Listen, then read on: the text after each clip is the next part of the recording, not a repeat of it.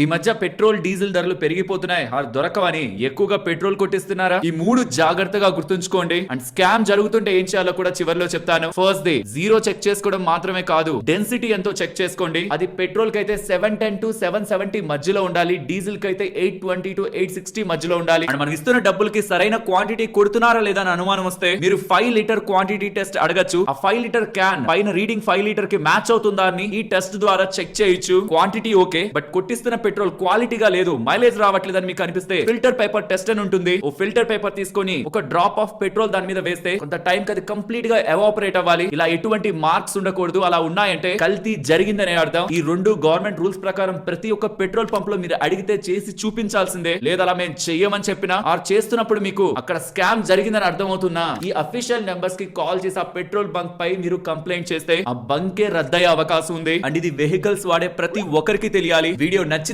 Like చేస్తూ మీరు అలా వెళ్లే ముందు ఛానల్ ని సబ్స్క్రైబ్ చేయొచ్చు కదా.